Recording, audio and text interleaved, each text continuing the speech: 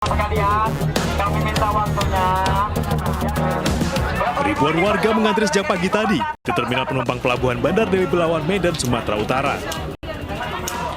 Mereka rela berdesakan untuk mendapat vaksinasi COVID-19 yang digelar Lantamal 1 Belawan. Warga kebanyakan adalah buruh pabrik ini khawatir tak kebagian vaksin. Pasalnya, mereka terancam kehilangan pekerjaan jika belum divaksin saat masuk kerja hari Senin besok. Tanyakan dengan warga-warga, orang ini semua terpaksa, Pak. Kenapa? Sebenarnya nggak mau vaksin. Salah satu. Kalau yang bagi pekerja, itu diwajibkan vaksin. Kalau tidak vaksin, mereka diputus kontrak. Nah, bagi yang ibu-ibu tua, tidak dikeluarkan bansos kalau tidak vaksin. Harus ada surat bukti vaksin. Vaksinasi yang digelar kali ini merupakan hari terakhir dari total 10 hari pelaksanaan. 10.000 dosis vaksin telah diberikan kepada masyarakat Belawan dan Kota Medan. Dari Medan, Sumatera Utara, Yuda Bahar, iNews melaporkan.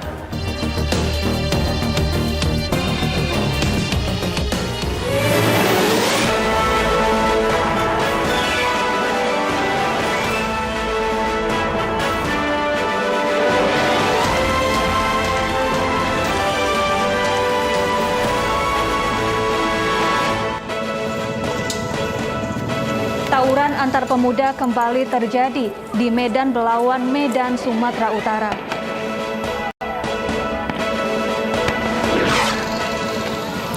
Warga Mayangan jemput paksa jenazah pasien COVID-19 di RSUD Dr. Muhammad Saleh, Probolinggo.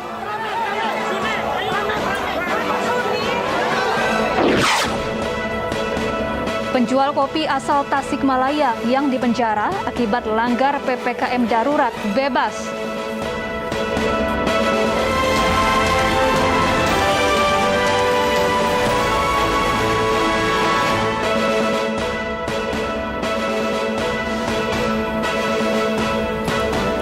Selamat sore pemirsa, demikian tadi berita pilihan iNews sore bersama saya Stefani Patricia dan rekan saya Syafati Suryo yang akan bergantian menyampaikan informasi selama 2 jam ke depan. Ya Syafa, ada informasi apa saja di segmen awal ini sore hari ini? Ya Stefani dan pemirsa, kita awali iNews sore hari ini dengan informasi tawuran antar pemuda kembali terjadi di Medan Belawan, Kota Medan, Sumatera Utara pagi tadi. Suasana sempat mencekam karena hujan batu dan botol kaca mewarnai tawuran hingga ke badan jalan utama menuju Pelabuhan Belawan.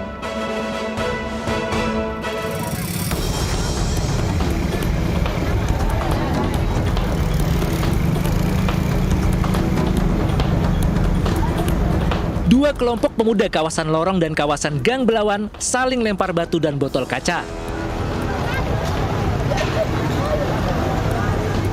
Tawuran semakin memanas ketika kedua kelompok saling serang dengan senjata tajam dan petasan di Jalan Raya Kelurahan Belawan 1, Kecamatan Medan Belawan, Kota Medan.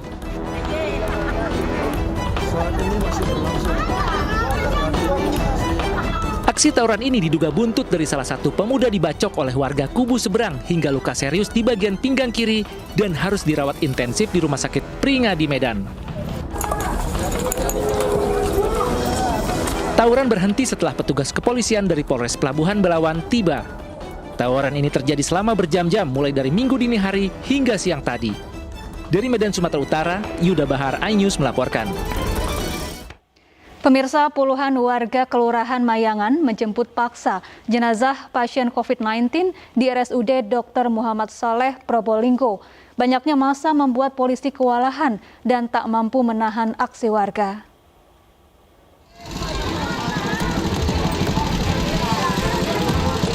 Dengan membawa gerobak sayur, puluhan warga Kelurahan Mayangan, Kota Probolinggo, Jawa Timur menjemput paksa jenazah keluarga mereka.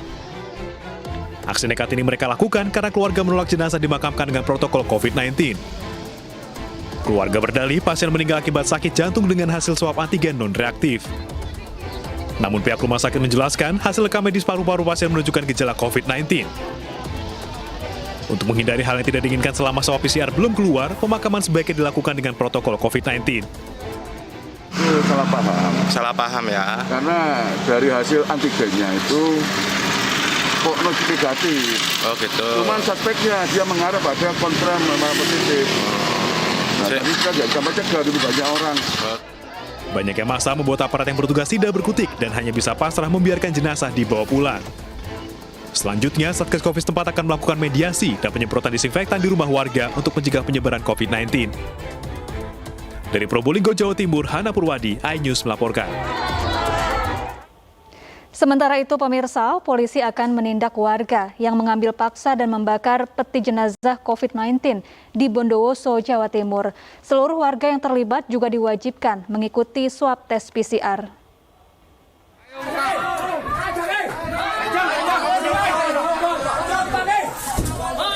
Puluhan warga menggeruduk sebuah musola setelah mengambil paksa jenazah pasien COVID-19 berinisial MN, warga desa Kemirian, Bondowoso, Jawa Timur, Jumat lalu.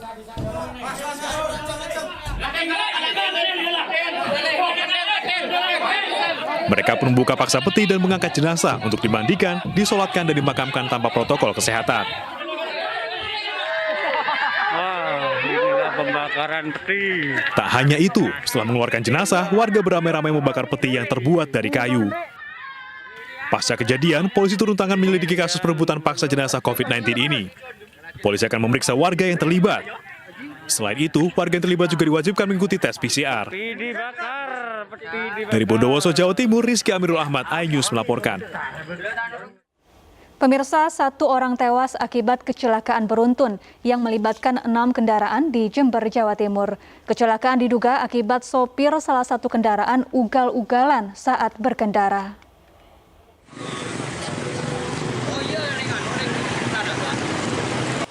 Warga yang akan beraktivitas di Pasar Manggisan, Tanggul, Jember, Jawa Timur dikejutkan dengan peristiwa kecelakaan beruntun pada Minggu pagi.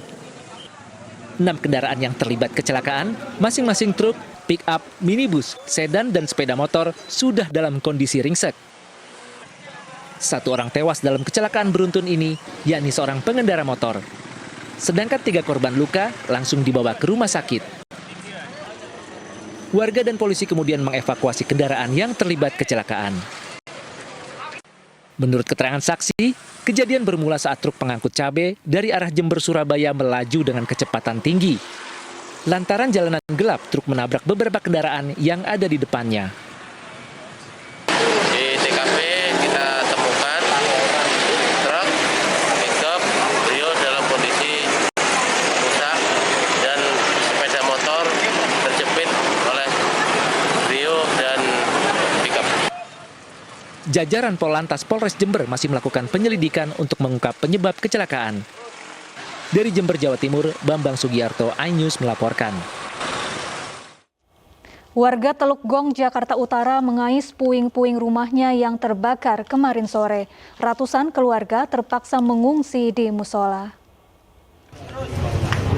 Warga RW 12 Teluk Gong yang menjadi korban kebakaran kembali ke rumahnya yang telah menjadi puing-puing akibat kebakaran. Mereka mencari barang-barang yang selamat dari amukan api. Hancurnya rumah akibat kebakaran membuat 240 keluarga terpaksa mengungsi. Ada 2 lokasi pengungsian utama, yaitu di Musola Al-Hikmah yang berada di tengah kompleks kebakaran dan kantor Kelurahan Pejagalan. Bantuan makanan dan kebutuhan pokok disediakan Dinas Sosial DKI Jakarta. Warga berharap adanya bantuan dana untuk mereka membangun rumah kembali.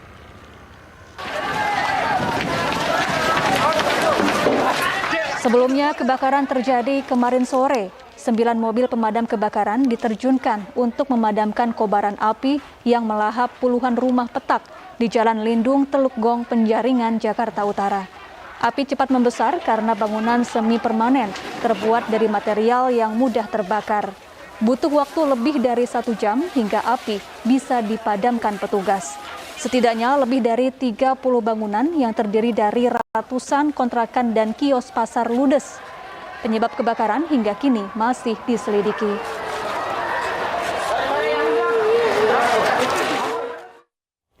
Dan pemirsa, untuk mengetahui kondisi terkini usai kebakaran yang melanda kawasan padat penduduk Teluk Gong, Jakarta Utara, sudah ada rekan kami, Camar Hainda di lokasi. Selamat sore, Camar. Bagaimana situasi terkini di sana dan bagaimana kondisi warga korban kebakaran saat ini?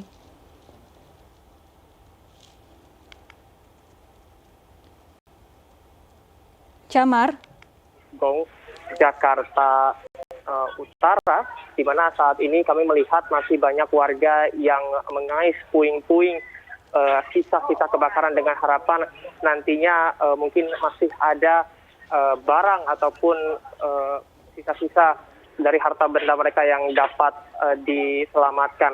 Dan memang sampai dengan saat ini terdapat 240 kepala keluarga yang terdampak dikarenakan kebakaran ini, dan kami juga akan berbincang dengan salah satu pengungsi dan juga korban kebakaran yang saat ini sedang mengais puing-puing. Selamat siang, Ibu. Oke, selamat sore, Ibu. Baik, bisa jelaskan, Bu, untuk kronologi sendiri kebakaran ini terjadinya bagaimana, Bu? Jam setengah 2, ada asap, ternyata katanya kebakaran, nggak melihat ternyata kebakaran dari.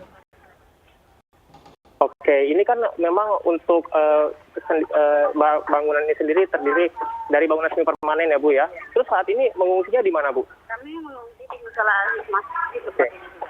Oke. Bantuan yang sudah diterima apa saja nih, Bu? Alhamdulillah, soal makanan kami tercukupin, minuman tercukupin, dan pakaian layak pakai. Oke, tadi kami sempat melihat, Bu, ada beberapa anak kecil begitu dan bayi, Bu. Kira-kira itu sudah terpenuhi apa atau bagaimana, Bu, kebutuhannya? Sampai hari ini ada sih ada, cuma kalau dibilang itu belum, terutama untuk bayi dan orang tua, karena bayi itu satu membutuhkan susu, sedangkan susu itu tidak mengisi seperti itu karena memang belum ada. Oke. Kita mohon utamakan untuk bayi dan. Oke, kalau untuk bantuan sendiri, Bu, untuk bantuan yang paling penting kira-kira apa nih, Bu? Kalau untuk bayi ya itu tadi, susu, pampers, dan masker ya bahkan untuk orang dewasa. Dan kalau buat kami orang dewasa ya semuanya sih memang perlu, tapi perlu nggak masalah. Oke, baik, terima kasih, Bu, atas informasinya. Ya, Safa dan juga pemirsa, memang salah satu yang paling kami lihat di sini adalah terkait dengan ada beberapa balita dan juga bayi yang memerlukan berbagai kebutuhan.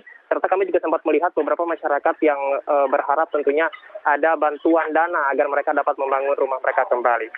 Safa, kembali ke studio. Ya, terima kasih Camar Henda melaporkan langsung dari Teluk Gong, Penjaringan, Jakarta Utara. Pemirsa, pencarian korban kapal karam di perairan Kalimantan Barat terus dilakukan. Pagi tadi, satu kapal kembali dilaporkan hilang kontak, sehingga total terdapat 17 kapal nelayan yang tenggelam akibat cuaca buruk. Ada berangkat tadi. Oh, datang tadi malam. Memasuki hari kelima, tim pencarian yang terdiri dari Basarnas, Polairut, dan Kodam 12 Tanjung Pura terus menyisir lokasi karamnya 17 kapal di wilayah perairan Kalimantan Barat. Tim pencarian mengerahkan 20 kapal, ditambah 2 pesawat, dan 1 helikopter. Pencarian korban kapal karam diperluas dengan menyisir pulau-pulau tak berpenghuni di sekitar perairan Kalimantan Barat. Hingga hari ini korban hilang bertambah 3 orang, sehingga total menjadi 42 orang. Jadi yang kemarin seharusnya 39 dalam pencarian, bertambah 3 orang lagi menjadi 42. Dan untuk hari ini kegiatan tetap kita menjadi 4 sektor dengan perluasan. Sebanyak 17 kapal nelayan tenggelam di perairan Kalimantan Barat akibat cuaca buruk pada Selasa malam. 8 unit kapal sudah ditemukan, sementara 9 lainnya dalam pencarian. Dari total 134 korban anak buah kapal, 77 orang selamat, 42 dalam pencarian, dan 10 orang meninggal dunia. Dari Pontianak, Kalimantan Barat, Barlian Pasore, iNews melaporkan. Polisi mengidentifikasi jenazah anggota Mujahidin Indonesia Timur yang tewas tertembak di Parigi Motong, Sulawesi Tengah. Jenazah tersebut merupakan teroris Poso yang masuk dalam daftar pencarian orang.